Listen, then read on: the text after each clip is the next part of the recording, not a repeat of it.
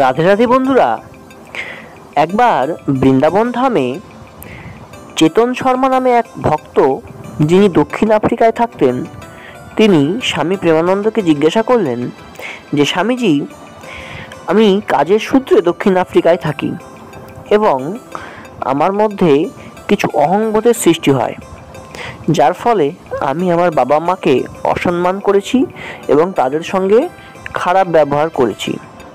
এখন আপনি আমাকে মুক্তির পথ বলে দিন। তো এই প্রশ্নের উত্তরে স্বামীজি কি জানিয়েছিলেন তা আমরা আজকের ভিডিওতে জানব। তো তার আগে চলুন কমেন্টে রাধে রাধে লিখে ভিডিওটি শুরু করি।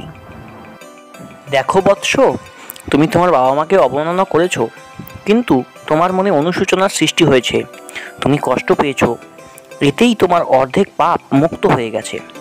একবার মনে করে দেখো, তুমি যখন ছোট ছিলে, যখন নিজের মলমূত্র ধরে রাখতে পারতে না, তখন তোমার বাবা মা নিঃস্বার্থভাবে তোমার সেবা করেছে।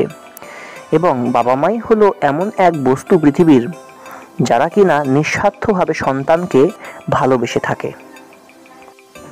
কিন্তু যখন বয়স হয়ে যায়, তখন তাদের বিচার বুদ্ধি করার ক্ষমতা কমে যায়। তখন তুমি তাদের সেবা করলেও তারা অন্যদের বলে বেড়াবে যে আমাকে ভালোবাসে না, আমাকে দেখতে পাবে না। কিন্তু এটা শুনে তোমার দুঃখ পেলে চলবে না।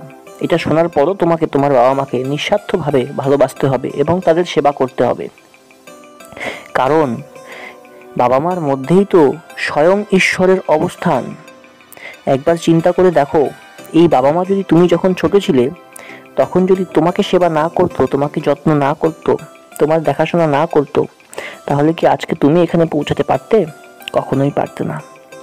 তাই যা করেছো তা ভুলে যাও।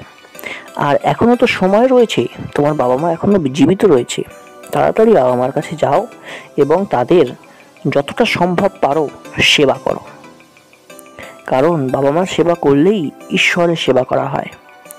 বাবা মায়ের সেবা করো, সর্বদা সৎ পথে থাকো, অন্য নারীদের দিকে কুদৃষ্টি দিও না এবং সর্বদা নাম জপ করো, তাহলেই ঈশ্বর লাভ করতে পারবে। চলো আজকে আমি তোমাকে আমার জীবনের একটা গল্প শোনাই। আমি যখন প্রথম গৃহত্যাগ করে আশ্রমে গেলাম ঈশ্বর লাভের জন্য, তখন বাড়ি থেকে আমাকে অনেকে ডাকতে গেল, কিন্তু আমি সবার কথাই অগ্রাহ্য করলাম।